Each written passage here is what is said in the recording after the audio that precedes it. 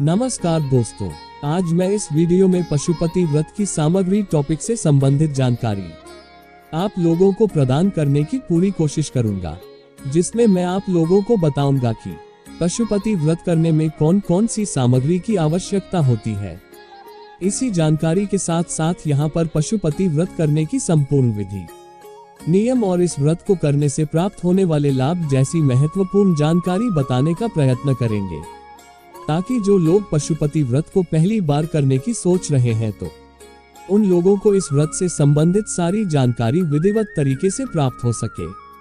पशुपति व्रत की सामग्री जानकारी देने से पहले हम आप लोगों को बता देना चाहते हैं कि पशुपति व्रत त्रिलोचन, जिन्हें भगवान शंकर के नाम से जाना जाता है, उनका व्रत है, यानी कि यह व्रत उनके पशुपतिनाथ के नाम से रखा जाता है। इस व्रत को तब किया जाता है जब आप तमाम तरह की समस्याओं से घिरे हुए होते हैं और उन समस्याओं से निकलने के लिए आपको कोई भी रास्ता नजर नहीं आता है। ऐसी परिस्थिति में आप पूरी श्रद्धा और भक्ति के साथ पशुपति व्रत विधिवत तरीके से करें तो निश्चित ही 5 सोमवार व्रत करने के पश्चात आपके जीवन में चल रही सभी समस्याओं का निवारण हो जाएगा, क्योंकि पशुपति व्रत को विधिवत तरीके से करने पर भगवान शिव के साथ साथ माता पार्वती का भी आशीर्वाद प्राप्त होता है। और जिस व्यक्ति को माता पार्वती और भगवान शिव जी का आशीर्वाद प्राप्त हो जाता है तो उस व्यक्ति का जीवन सुख, शांति, समृद्धि, यश, वैभव, मान सम्मान आदि से परिपूर्ण हो जाता है। तो चलिए मित्रों, हम आप लोगों को पशुपति व्रत से संबंधित महत्वपूर्ण जानकारी से अवगत करवा देते हैं।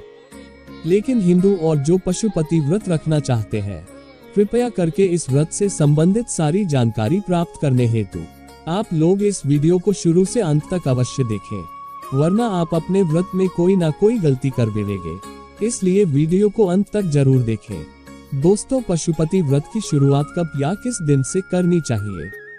शास्त्रों में बताया गया है, पशुपति व्रत को प्रत्येक माह में पड़ने वाली शुक्ल पक्ष या कृष्ण पक्ष तिथि को शुरू किया जा सकता है। इसके अलावा किसी भी सोमवार के दिन से इस व्रत को शुरू कर सकते हैं, क्योंकि यह व्रत भगवान शिव का है, जिन्हें सप्ताह के किसी भी सोमवार दिन से शुरू किया जा सकता है। इसीलिए आप सोमवार के दिन से भी इस व्रत की शुरुआत कर सकते हैं।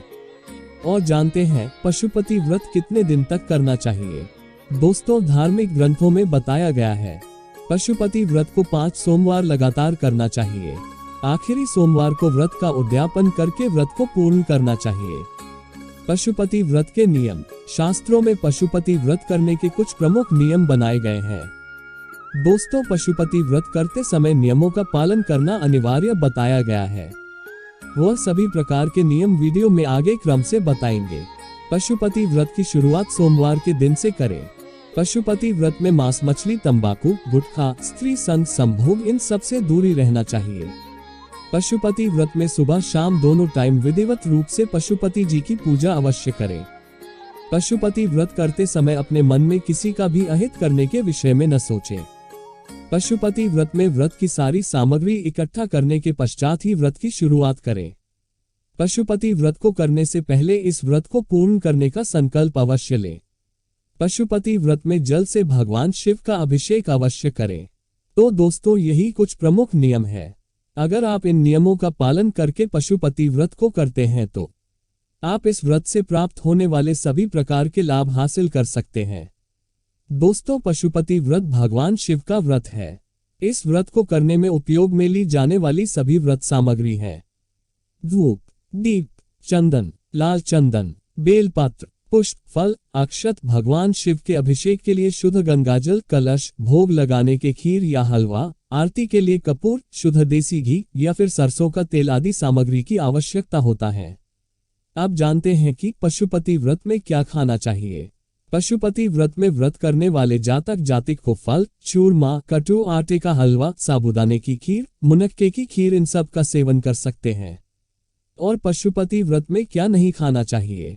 मान्यताओं के अनुसार कहा जाता है, पशुपति व्रत में अनाज का सेवन किया जा सकता है, लेकिन मेरे हिसाब से अगर आप पशुपति व्रत में अनाज का सेवन न करें तो ज्यादा बेहतर है, क्योंकि व्रत होता है। अगर आप कोई भी व्रत करते हैं तो उसमें खाना भी खा रहे हैं तो फिर वह व्रत नहीं रह जाता है। इसीलिए मेरे अनुकूल अगर आप पशुपति व्रत करते हैं तो इसमें अनाज का सेवन ना करें और दही बिल्कुल भी न खाएं।